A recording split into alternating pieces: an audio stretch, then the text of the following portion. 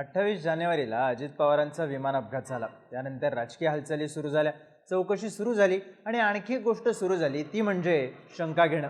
अजित पवारांचा विमान अपघात नसून घातपात झाल्याची शंका घेणं। ही शंका सामान्य लोकांकडून घेतली गेली, कुठल्याही लोकप्रिय व्यक्तीच्या अपघाती मृत्यूनंतर घेतली जाते तशीच।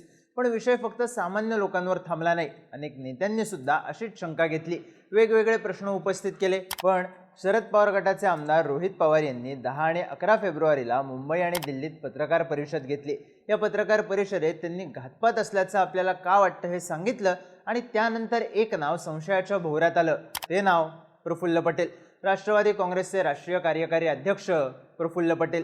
रोहित पवारांनी पूर्व विदर्भातला नेता असा उल्लेख केला होता, पण अजित पवारांचे निकटवर्ती आणि पक्षाचे प्रदेश उपाध्यक्ष प्रमोद हिंदूराव यांनी थेट प्रफुल्ल पटेल यांचं नावच घेतलं। रोहित पवारांनी आपल्या पत्रकार परिषदेत अनेक नावं घेतलेली, इतरांनी विचारलेल्या शंकांमधूनही अनेक नावं पुढे आली, पण संशयाच्या भोवऱ्यात प्रफुल्ल पटेलच का आलेत पाहूयात या व्हिडिओमधून। नमस्कार, मी चिन्मय आणि तुम्ही पाहताय बोलभिडू। प्रफुल्ल पटेल संशयाच्या भोवऱ्यात यायला सुरुवात झाली ती रोहित पवार यांच्या पत्रकार परिषदेनंतर। मुंबईत झालेल्या पत्रकार परिषदेमध्ये बोलताना रोहित पवार यांनी अपघाताच्या आदल्या दिवशी दादांना पूर्व विदर्भातल्या एका नेत्याचा फोन आला होता, त्यांनी सांगितलेली फाईल आणायला उशीर झाला, त्यानंतर दादांनी बाय रोड जाण्याचा निर्णय घेतला असं म्हणत एका फाईलचा उल्लेख केला होता। रोहित पवार नेमकं काय म्हणाले होते तर पूर्व विदर्भातले कुठले तरी नेते आहेत, मोबाईल चेक करा दादांचे, नाहीतर लँडलाईनवर कोणाचा फोन होता काय होता मला माहीत नाही, पण मला जे कळलं आहे की सही करावीच लागते, फार महत्त्वाची फाईल आहे। आणि मग ती फाईल कुठं आहे हे जेव्हा बघितलं गेलं, ती फाईल घरी नव्हती, ती फाईल मंत्रालयातल्या कार्यालयात होती। दादा कुठलीच फाईल मोकळी ठेवत नाहीत, पण मग अचानक ती फाईल तिथे होती, मग बोलवली, बोलवण्यात येण्यात वेळ गेला, वेळ गेल्यानंतर ती फाईल आली। पण एक मोठा नेता आपल्या पक्षाचा बोलत असेल तर सही करावीच लागेल, मग दादांनी ती सही केली, फाईल येईपर्यंत सही करेपर्यंत त्याच्यात दुर्दैवाने वेळ गेला। रोहित पवारांनी हे विधान केलं होतं अजित पवार ठरल्यानुसार गाडीने न जाता विमानाने का गेले हे सांगताना। यावेळी त्यांनी संध्याकाळी 7 वाजता विमान बुक करण्यात आल्याचा मेसेज सुद्धा दाखवला। पूर्व विदर्भातले नेते, पक्षातले मोठे नेते असा उल्लेख केल्यानं साहजिकच प्रफुल्ल पटेल यांच्या नावाची चर्चा झाली आणि फाईलवर सही करावीच लागेल असा कथित आग्रह आणि त्यामुळे झालेला उशीर यामुळे प्रफुल्ल पटेल संशयाच्या भोवऱ्यात आले। पण रोहित पवारांनी प्रफुल्ल पटेलांचं थेट नाव घेतलं नव्हतं, नाव घेतलं प्रमोद हिंदूराव यांनी। अजित पवारांच्या स्मरणार्थ आयोजित केलेल्या शोकसभेत बोलत असताना प्रमोद हिंदूराव म्हणाले, ज्या दिवशी अजितदादांना जायचं होतं त्याच्या आदल्या दिवशीच आपण बाय रोड जायचं अशी त्यांची तयारी झाली होती। सर्व बॅगा गाडीमध्ये टाकल्या आणि प्रफुल्ल पटेल साहेब की आणखी कोणाचा तरी त्यांना फोन आला की माझं काहीतरी काम आहे, मंत्रालयातली ती फाईल क्लिअर करायची, म्हणून त्यांनी सेक्रेटरीला फोन केला आणि ती कागदपत्र घेऊन ये, कारण पुन्हा मी आठवडाभर नाही इलेक्शनला जाणार आहे असं सांगितलं। फाईल आणायला रात्रीचे 7:30-8 वाजले, मग त्यांनी ड्रायव्हरला गाडीतून बॅगा काढायला आणि आपण फ्लाईटने जाऊ, फ्लाईट बुक करू असं सांगितलं। दुर्दैवाने त्याच फ्लाईटमधून जाताना अजितदादांसह 5 जणांचा मृत्यू झाला। हिंदूराव यांनी बोलताना प्रफुल्ल पटेल यांचं नाव घेतलं। साहजिकच ज्या पूर्व विदर्भातल्या नेत्याचा संदर्भ रोहित पवार देत होते ते प्रफुल्ल पटेल असल्याच्या शंका आणखी गडद झाल्या। त्यात अजित पवारांचं निधन झालं त्या दिवशीच रात्री माध्यमांशी बोलताना प्रफुल्ल पटेल म्हणाले होते, काल रात्री 8:30च्या सुमारास अजितदादांचा मला फोन आला होता, आमचं बोलणं झालं, शेवटी ते एवढंच म्हणाले, प्रफुल्ल आता भेट होणार नाही, कारण मी 8-10 दिवस बाहेर आहे। आज खरंच तसं घडेल याची कुणालाच कल्पना नव्हती, त्यामुळे आदल्या दिवशी अजित पवार आणि पटेल यांच्यात फोनवरून बोलणं झालं होतं। आता त्या आधीही हे बोलणं झालं होतं का हा प्रश्न आहे। पण अजित पवार गाडीने जाणार हे ठरलेलं असताना फाईलचा विषय, फाईल यायला झालेला उशीर आणि त्यानंतर विमानाने जाताना झालेला अपघात या आरोपांमधून संशयाच्या भोवऱ्यात प्रफुल्ल पटेल आलेले दिसतायत। दुसरा मुद्दा आहे फ्लाईट मेंटेनन्सचा। रोहित पवारांनी आपल्या पत्रकार परिषदेत अजित पवारांनी त्यांच्या मित्रमंडळींपैकी काही जणांना विमान विकत घेण्याचा सल्ला दिला होता।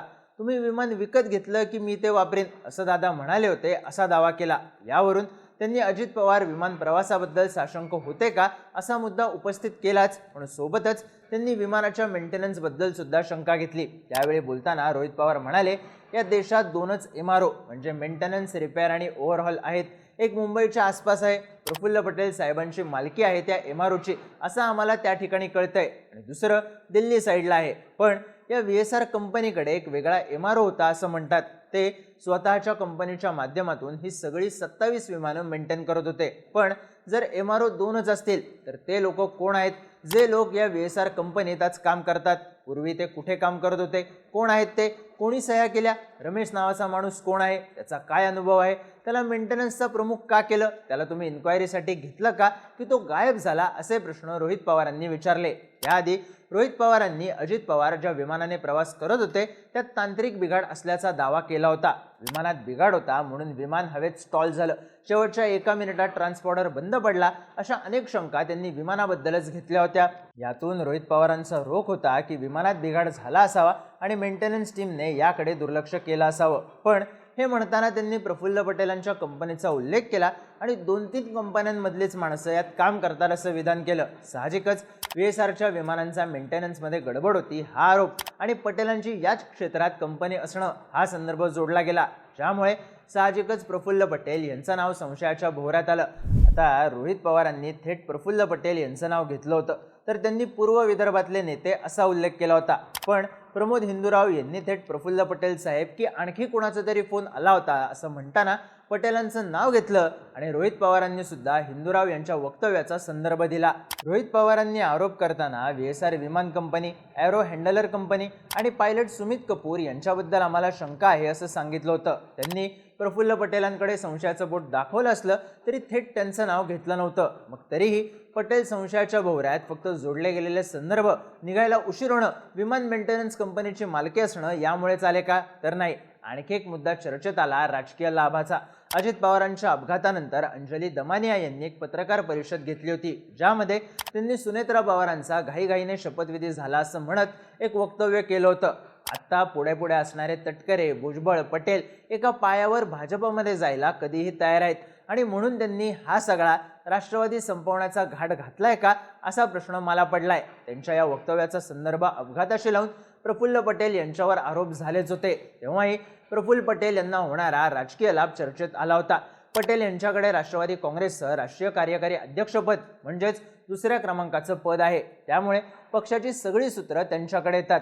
जरी सुनेत्रा पवारांना पक्षाचं अध्यक्षपद मिळालं तरी राजकीय अनुभव आणि पक्षातला कनेक्ट यामुळे हातात येणारी सगळी सूत्र याचा फायदा प्रफुल्ल पटेलांनाच आहे. त्यातही पटेल यांचा दिल्लीतल्या NDA नेतृत्वाशी अर्थात मोदी शहांशी थेट संवाद आहे, त्यामुळे पक्षाची सगळी ताकद पटेल यांच्या हातात एकवट होऊ शकते.